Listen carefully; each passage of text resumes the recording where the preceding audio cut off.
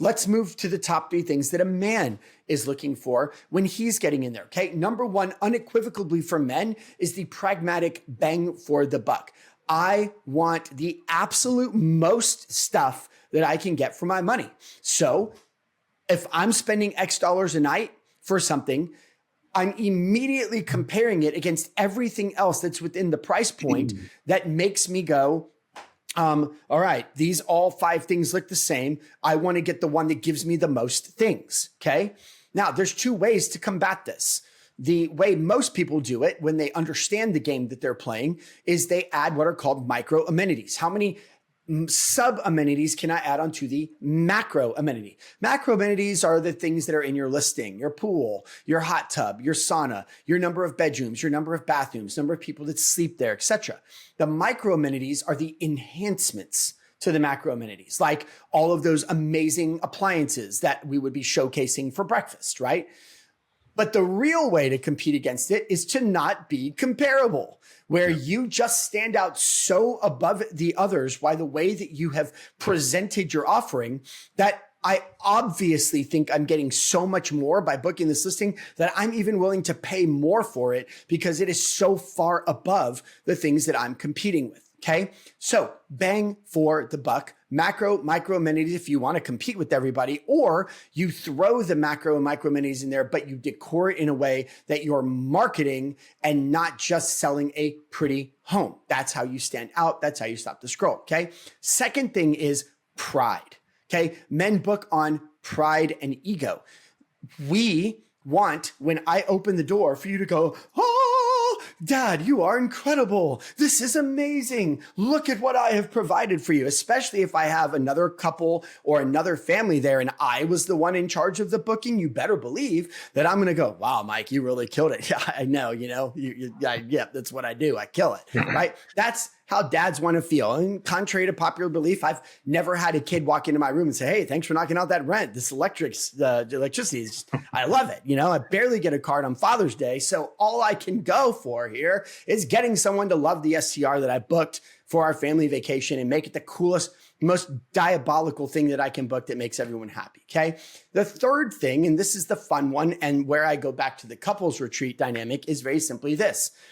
A major hotel brand did a survey on the consumer behaviors of men and women as it took to coming to their resorts.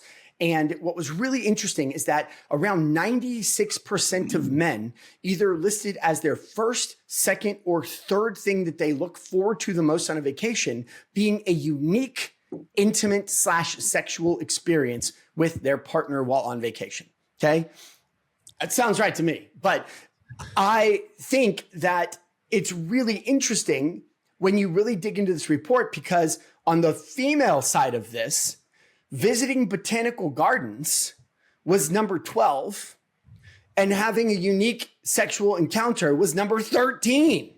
Okay. So when you think in terms of men and women, 1, 2, and 3, 96%, I want some unique thing happening here. And women would rather walk around and look at inanimate objects and plants than let that happen. And that meant that there was also 11 things that were more important prior to that. Okay.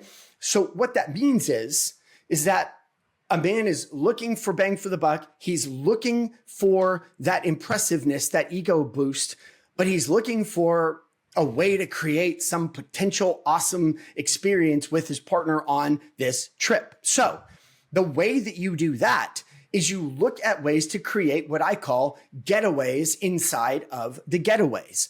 But the cool thing is these are still interpreted by women as I can get away from everyone. So while the man is looking at it going, there's a lot of privacy here, outdoor shower experience, plenty of stuff. There's a little fire pit there and a hammock. I think I've got a chance here. The wife looks at it and goes, man, I could read a book in that hammock and get away from everyone and no one could ever find me, right? But either way, these are 2 dynamics that are really cool. So if you're building a hot tub, don't put the hot tub right there where the neighbors are all looking down on you, because the man looks at that and goes, ooh, hot tub, sexy, romantic. A woman looks at it and goes, I like getting in that thing. Number 1, women over 35 tend to hate hot tubs and view them as biological cesspools unless you can demonstrate that you changed the water and kept them clean. Side note. But at the end of the day, most women aren't down for getting out into the middle of all your neighbors, looking down and frolicking where everybody can watch. So if you want to create that romantic getaway inside of a getaway, you have to look at the angles of where your neighbors are, look at the angles of where passerbys are, and block them off by utilizing strategic landscaping, strategic slat walls, curtains, all kinds of things to create the atmosphere of romance. Because at the end of the day, guys, even when a house has a game room and a theater room and a this and a that and a TV in every room, bunk beds with TVs all over them, when you're looking at all this wow factor, part of the reason that all that wow factor exists is because you buy into, oh my gosh, when we get there, we're watching a movie, we're doing this, we're playing air hockey, we're doing that. But at the end of the day, you honestly don't do like 50% of the stuff in the house because you actually were like there to go somewhere and go on vacation and you didn't even get to all of it, right? That same thing, unfortunately, is true for that third level in that guy's thing. He's sitting there going, oh, this is going to happen. And this. You're just saying, hey, just like having the theater, there's a chance you can watch the movie. By strategically creating privacy, there's a chance that he can check number 3 off of his list. Okay. So it's really important that if you think of all 6 of these components when coming at your design, making sure that everyone has an equal opportunity, making sure that everything is safe, not just that I've provided safety mechanisms, but that I've not overdone my design to be treacherous or look unlivable.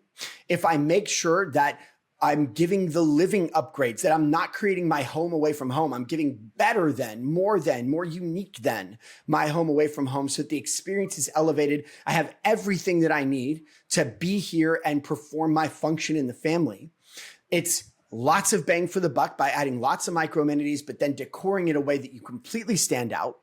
And then you go a step farther to make sure that it's so over the top that there's no possible other property that can outdo the street cred I get for walking in here, but then create those romantic / private getaways inside of the getaway that could either lead to romance or a good book with no one bothering you. All 6 of these things added together create the psychological dynamic that a man or a woman are going to look at and go, wow, they really thought of everything.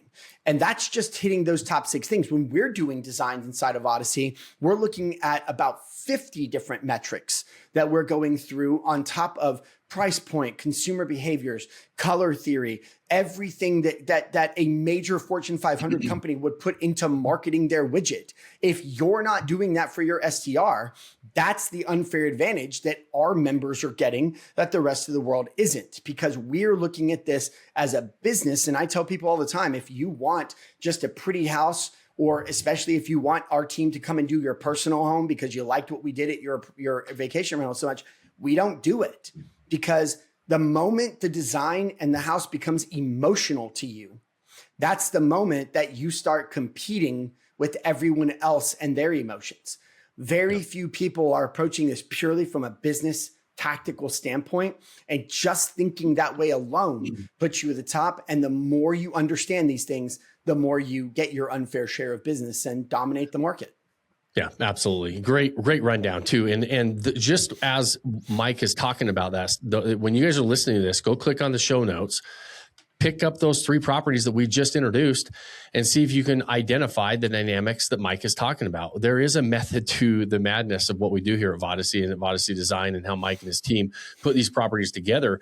And we want to look at them as businesses. And we look at all of these different things, all of this stuff with consumer behavior, to put ourselves in a position to operate at the top of the market. And one of the things I say a lot is, listen, the money is made at the top of the market. The top 10% of properties make all the money. That does not mean, I'm not talking about the top 10% of the highest priced properties or the biggest and best properties. There is a top property in every single category.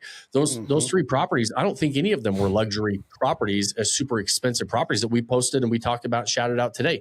These are all very average properties with elevated experiences that are going to be at the top of their market.